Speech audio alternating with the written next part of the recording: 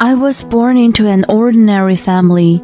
My mom passed away when I was small, so I was raised by the single dad. I met my husband at work, where I was employed as a product development manager. It was a multi-business organization focused on the food industry and owned by his family. He praised the dish I created, saying it tasted the best. That was the start of our relationship, and before I knew it, we were married. The family owned and operated 20,000 supermarkets nationwide. That was my husband's family. Unless it was a very rural area, there was at least one in your neighborhood. It was that famous and successful.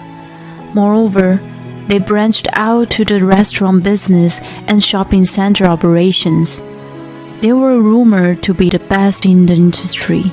I was quite nervous about marrying into such a family of tycoons, but my husband and his father gave me a warm welcome, and I was relieved. However, my mother-in-law, Camilla, was a different story.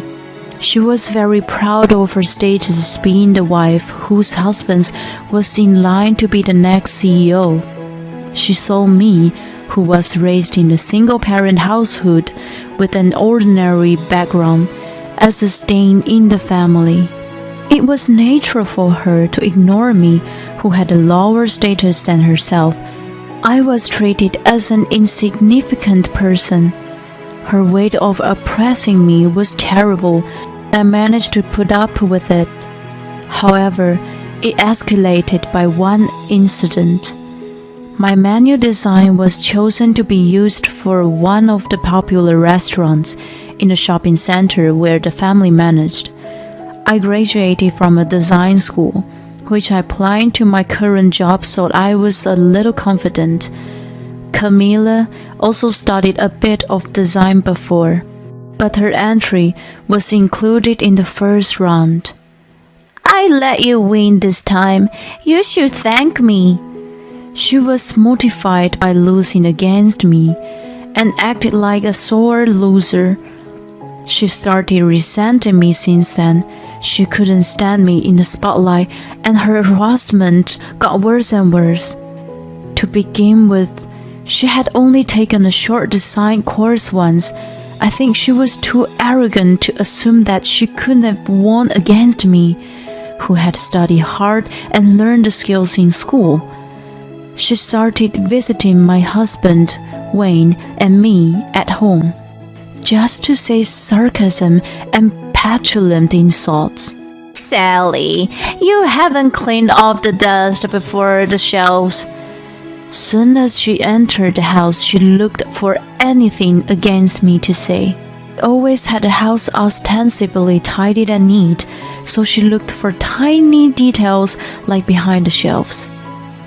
"The fridge eggs are burned. What kind of discipline have you received to be okay with such a mess?" Wayne, who actually burned the eggs, said, "It was me," with an offensive tone. He didn't mind helping me out with cooking, so we naturally shared our daily tasks. She picked on her son's little mistake, which came right back to her. She seemed a bit awkward, but, "Sally, you forced him to cook, didn't you? What a wife! I always took perfect care of my husband and never slacked on cooking and chores." She changed the subject and criticized me. Even though Wayne tried to stop her, she continued until I apologized. "I'm sorry." I always ended up apologizing for what I was not sure of, and then she usually put on a satisfactory smile and finally left.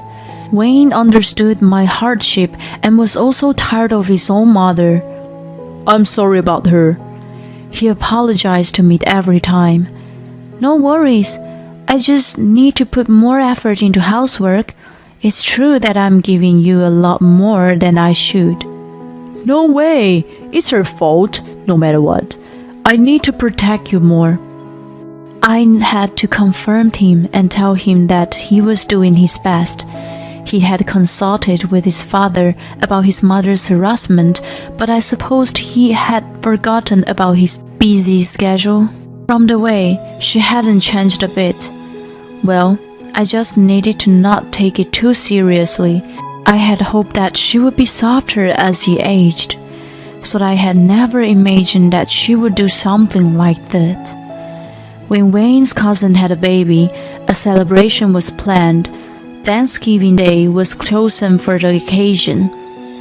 To introduce as many family members, it was set to coincide with the big gathering. The family of the cousin was a well-known confectionery, so the number of relatives to join was over 80 people. It was a family tradition to celebrate extravagantly. Hence, distant relatives were also invited. The day after Wayne told me about the celebration, Camilla called me. "It's a big celebration, so I'll order some extra dishes from the Michelin restaurant, but it's a tradition to cook the main dishes with the family, so I have a suggestion for you. You used to brag about how good a cook you are." I was a bit annoyed with the sarcastic tone of her voice, but I was confident with the taste of food since I helped at my dad's restaurant.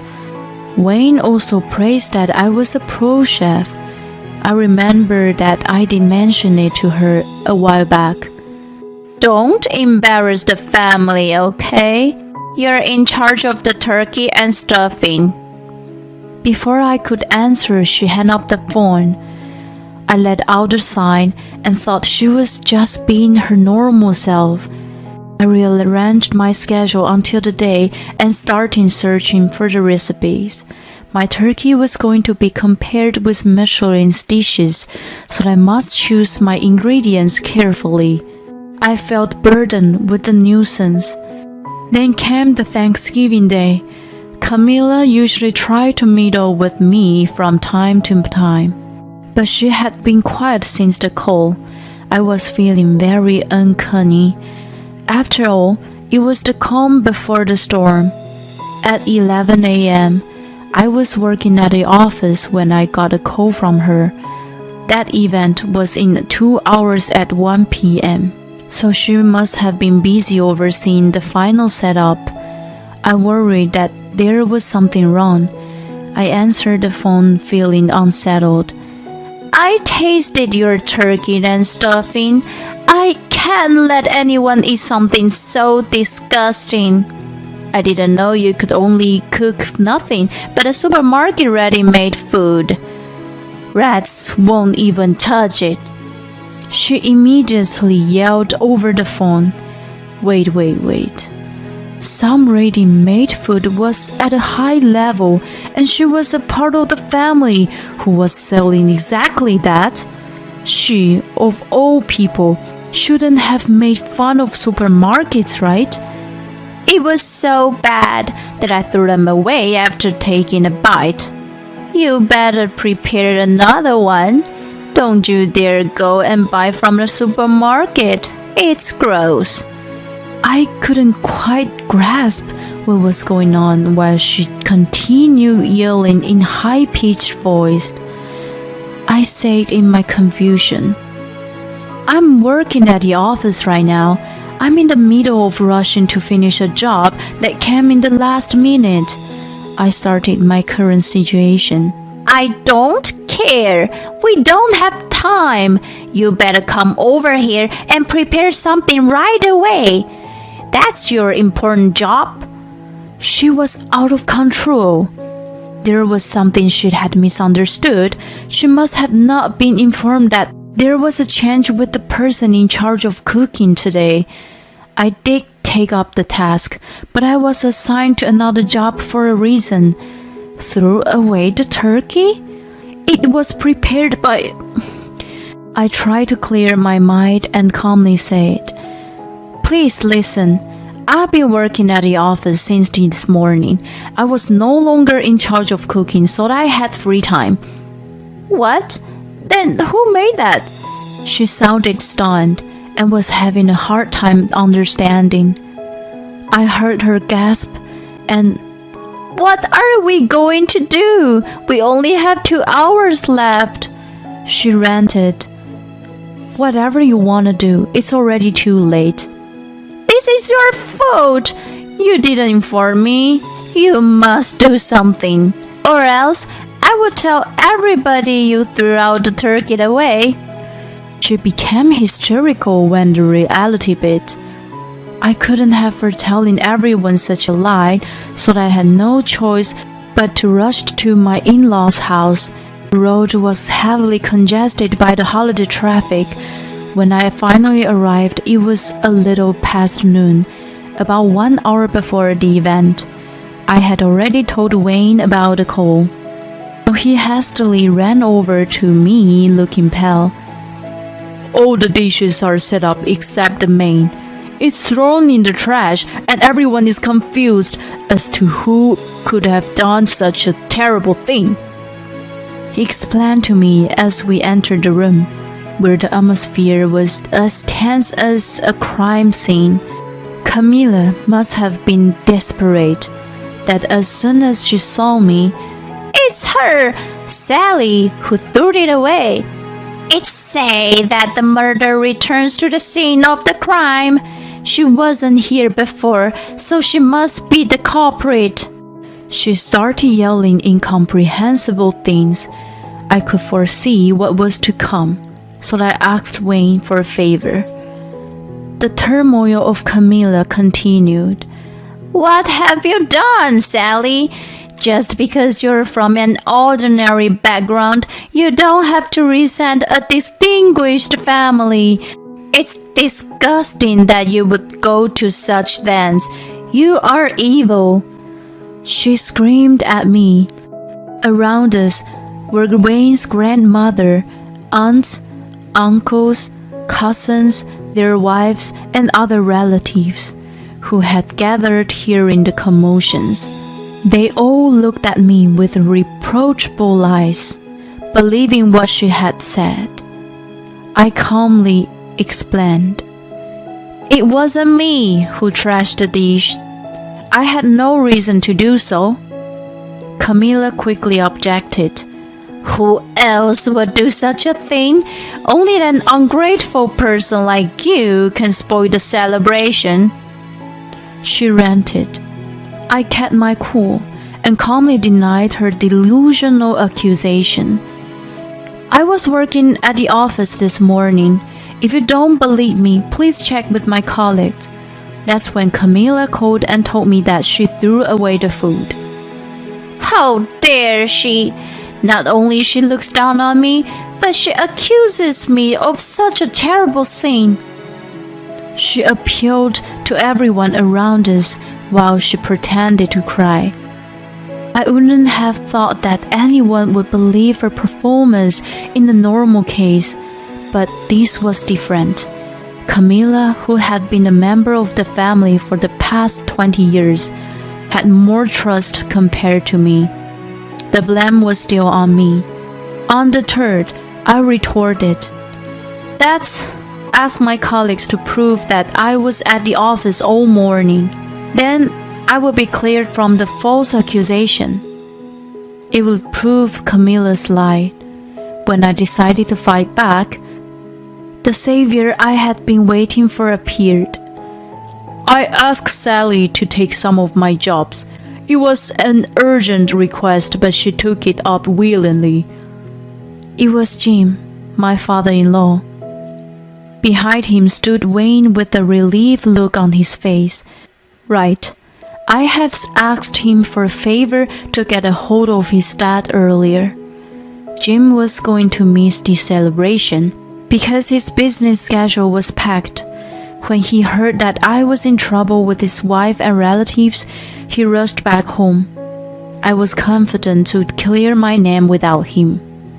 But the influence of the next head of the family was more powerful.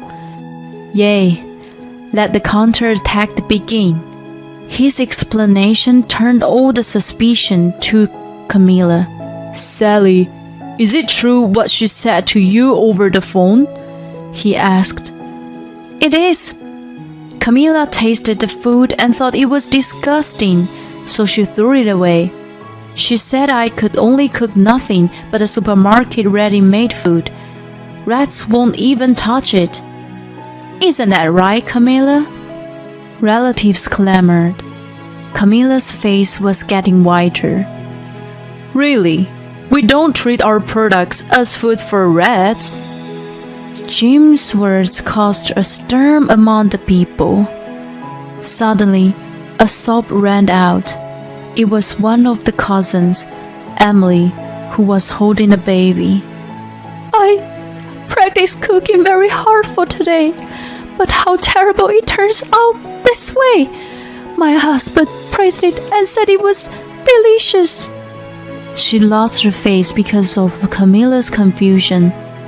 Her desperate plea echoed in everyone's mind. It was Emily who had taken up my task this time. She was the star of the celebration, but since everyone was coming to meet her baby, she wanted to return her favor.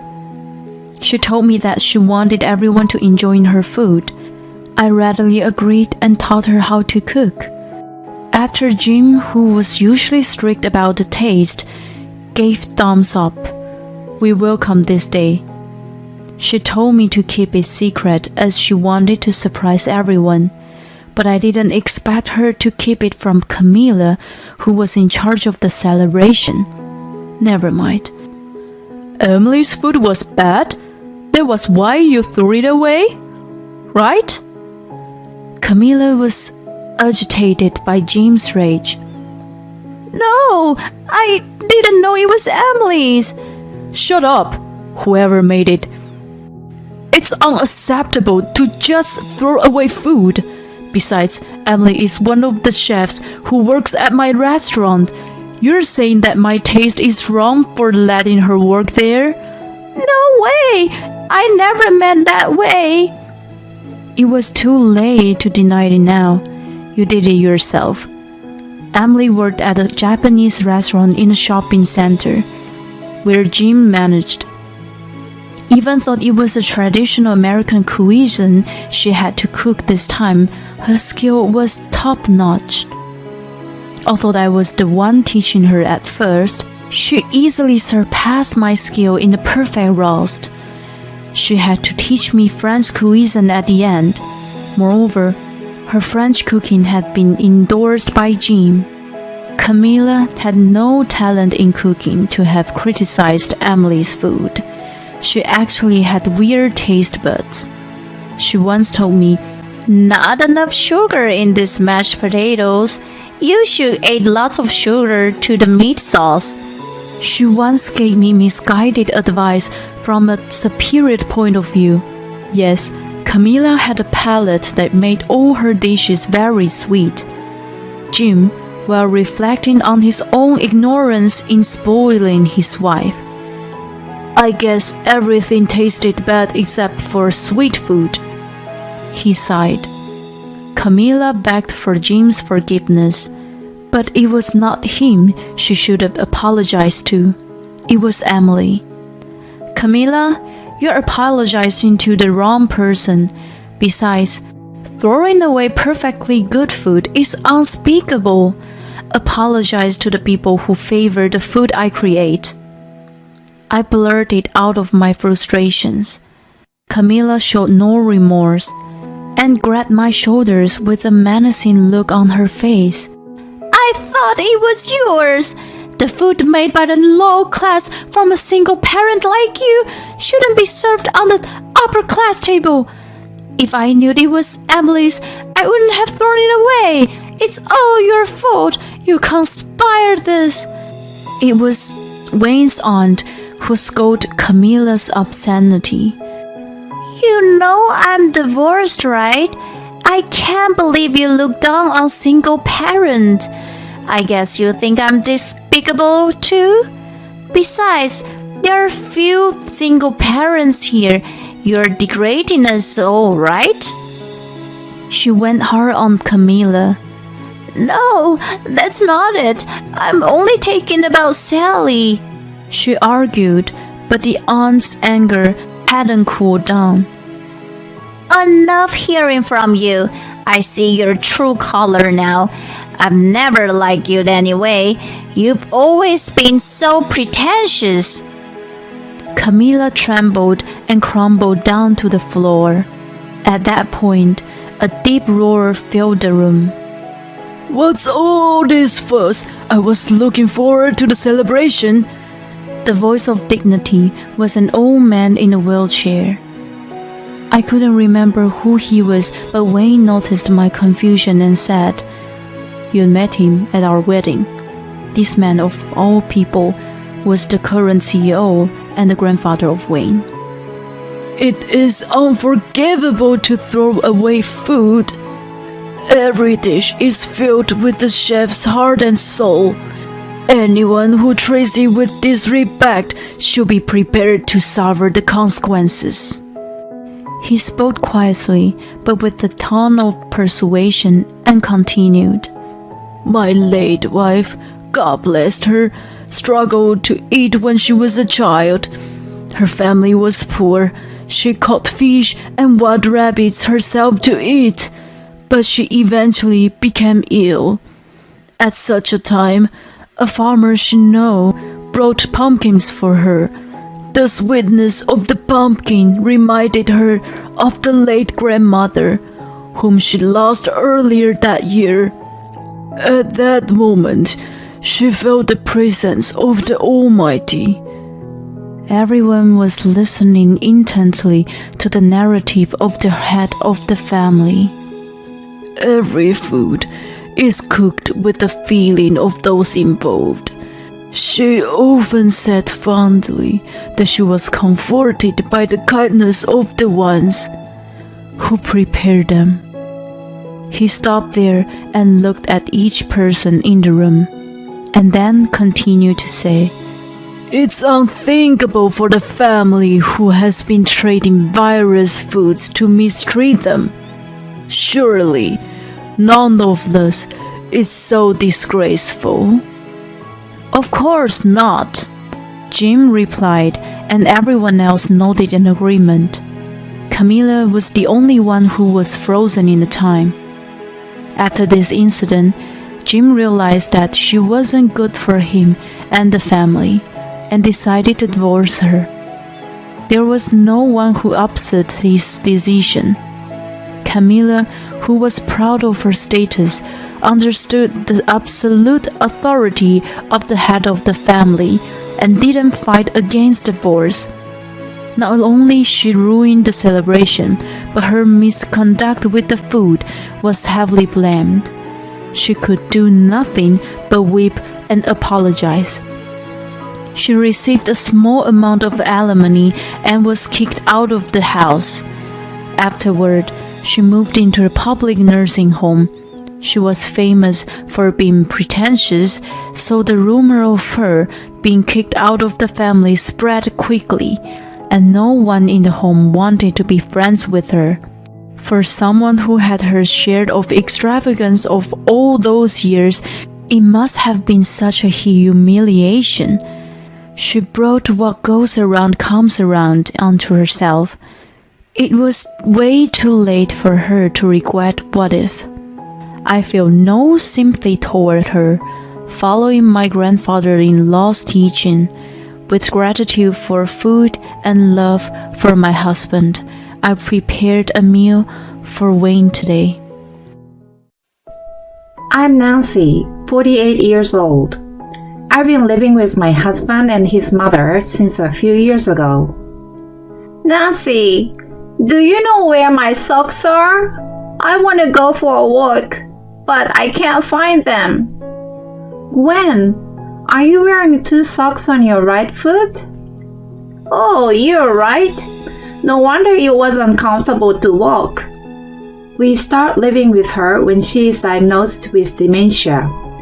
But thankfully, her symptoms are still mild, and I only need to take care of her from time to time. Your foot must be feet warm from 2 layers of socks, keeping it away from cold. That's true. I hear some people turn to quick temper. but she's more like an innocent young child. I suppose my stress from home care is nothing compared to some others. Come, let's go for a walk together. After fixing up her socks, we go out for our daily walk. Even though her symptoms are mild, I can't let her go out alone. Since I've switched to working from home and taking care of her, I've been surprised and distracted by her absurd actions, but my days have been quite peaceful with her. By the way, I haven't seen Johnny lately. If he's misbehaving outside, I will scold him, okay? Gwen mentions at the dinner table. He's coming back tomorrow. This business trip is longer than usual. Ah, I see, business trip. I thought he was just wandering around somewhere. She sounds a bit disappointed, which makes me chuckle. Were you about to punish him? My husband Johnny is not a bad guy, but he is too laid back, which sometimes is problematic.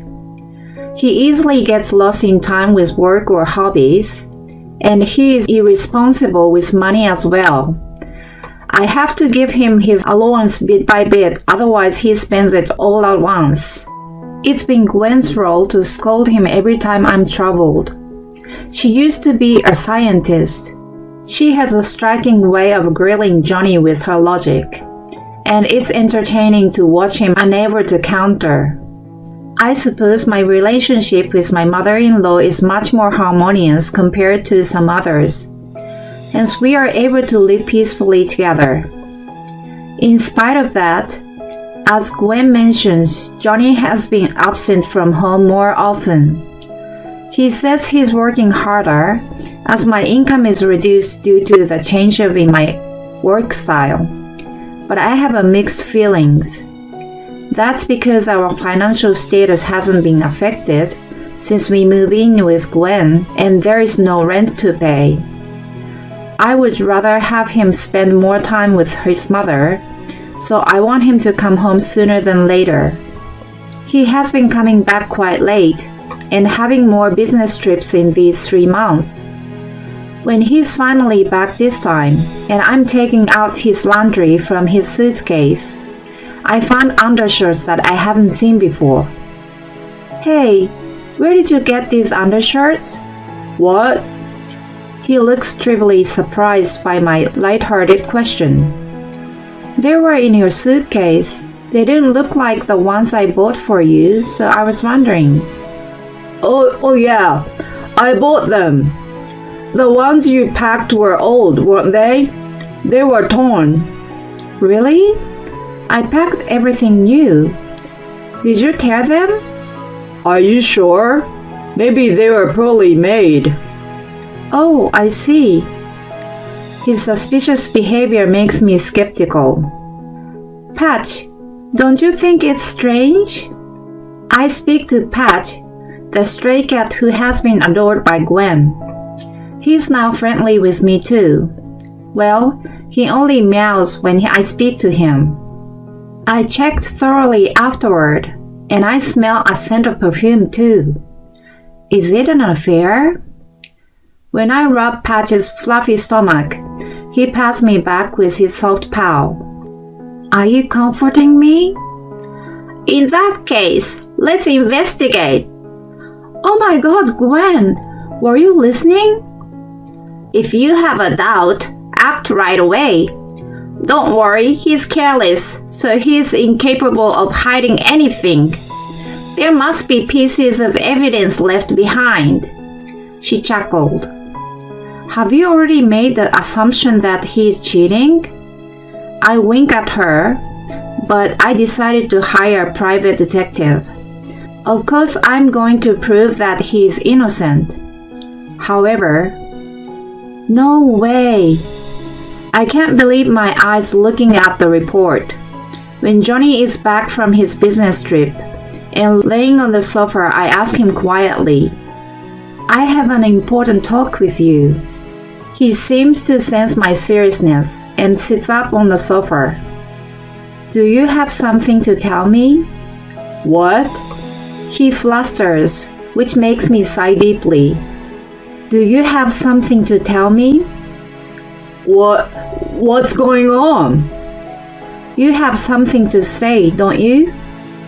I look into his eyes just as Gwen does to him when she questions him. He looks down. I'm sorry, business trips are half lies. He keeps his head down and can't find words anymore. Who have you been seeing? Where have you been going? Well, honey, The more I question, whiter his face becomes, and his eyes shift all over the place. So you don't deny that you're going somewhere and seeing someone, right? well, His face is distorted from discomfort.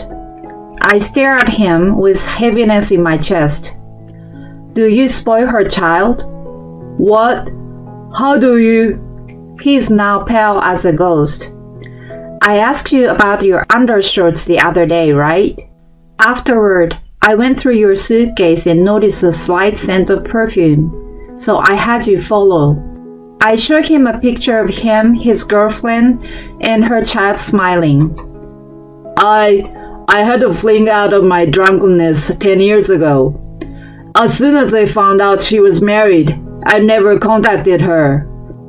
Once he takes the plunge, he starts pouring out the details. But a few months ago, she suddenly showed up and told me that she was divorced and raising a child alone. She was struggling with her life and wanted me to listen, so we went for a drink. While we were talking, we started having feelings again. But when she asked me to divorce you, I said no. I did dismiss her request. He glances up while he's telling me his excuses and keeps talking. But then, she said the child was mine. I denied that it was impossible. And then she asked me to do the DNA test. I was sure I wasn't the father, but I was. On top of it, the reason she was divorced was that her ex found out about it. My kid is really happy to find the real father. That I'm having a hard time leaving them, you know. He tells all that at once and then trails off. What do you plan to do from now on? Well, He flusters again, and I sighed heavily. If I didn't find out, you thought you could work it out, huh? I'm sure I would have discovered sooner or later. To begin with, I'm handling all the finance in this house. I've been wondering why your salary doesn't increase despite the late night and business trips. Then I found the undershirts and the scent. Don't you think it's crazier to not notice? Aside from that, if this girl is really your daughter, you need to settle things out for her future. Let's discuss this in a week. Think hard about it. However, just 5 days later, inconceivable things happen. Nancy! I run to Gwen, who is holding a manila envelope in her hand. Inside, there were divorce papers and a letter. I see that he's already signed the papers. The letter reads, Dear Nancy, I thought over and over and decided to leave you. I wanted to focus on my daughter and her future. I couldn't leave her and her mother while they struggle with money. I had never thought that I wanted a child, but I fell in love with my daughter. Please divorce me. I wish to spend my life with my new family. I have a responsibility as a father. Please look after my mom. You two get along well, so I feel comfortable leaving her with you. Take care, Johnny. You want to talk about it? Gwen put her hand softly on my back. I can't hold my tears and start bawling. I tell her everything and read the letter, and then she holds me tightly in her arms. I can't forgive my own son for what he's been doing. He needs to learn his lesson. Who does he think he is? I will support you in whatever you decide to do. I'm ready to hunt him down till the end. Don't be shy and tell me what you want to do with him." I'm astonished by her rage. It is incomparable to when she normally scolds Johnny. My mind starts to see the situation differently by watching her. "Gwen, I was wrong. I told myself to think about the child and wanted to listen to what Johnny had to say. I looked at it from the third person's perspective, but that was crazy. I haven't told him how I feel at all, and he doesn't even show any concern towards me in the letter. He writes about me like a helper. I can't stand it. I'm going to retaliate against him." The bubbles of anger are coming out of me now. We get down to coming up with our strategy right away. "I'm going to ruin you." And then his payday arrives. Gwen and I are eating dinner when we hear shuffling at the front door. He's here. Gwen giggles. We hear a knocking on the door. "Who is it?" I respond coldly and look out from the window. There is Johnny looking agitated on the porch and asking me to open the door. "Oh, even though you've left your wife and your own mother behind, you want to come back after just a couple weeks?" Gwen comically says and pops her head out beside me. "No, I don't want to come back. Give me back my paycheck," he yells impatiently. "But you have your own bank card and cut mine off." "You took some out." Reason why he's in such distress is that Gwen and I have convinced his office to change the payable account. "Let's take his salary." When Gwen first mentions it, I think it's impossible and her symptoms are worsening. But he cheerfully says with a smile, "It's out of question to have his salary deposited into someone else's account. However, if it's another account of his, there's no problem." "What?" She makes a call to his office. "Mr. C, it's been a long time. How have you been? I would like to ask you for a favor today." She has been a good friend of a CEO for a long time, and he also thinks the world of her. He willingly accepts her request after hearing the circumstances. "Your paycheck is in your account for sure. I also have another account under your name. I forget to tell you though." The kind of relationship the CEO and Gwen has makes it possible, and he agrees to pay into the account that she had opened an extra life savings for Johnny. "It's my money."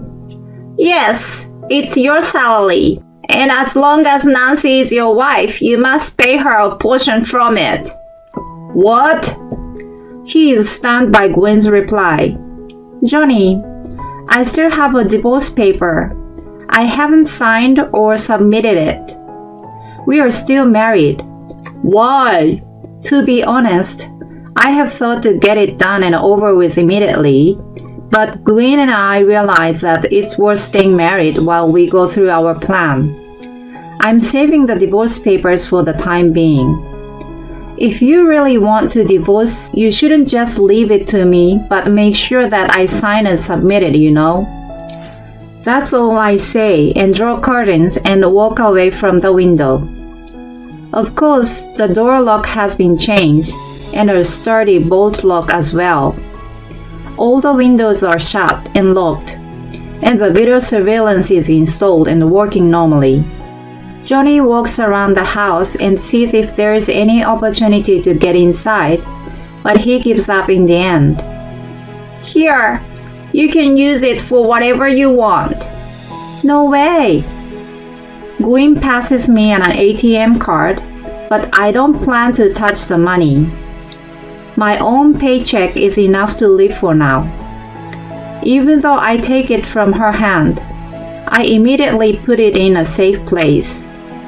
A few days later, Johnny visits again. We've asked him to come with his daughter and her mother. "Huh? Why?" "Mr. C, Yes, he offers to act as a witness today.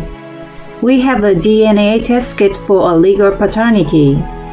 I smile broadly, to which Johnny returns an unpleasant look. I've already told you that the result has been out. But I haven't seen the actual collection of specimens and the result on paper. Johnny reluctantly agrees when he sees my intent glare. You don't look comfortable with it. Is there some problem if we check? It's not a big deal for us. It's up to you to decide.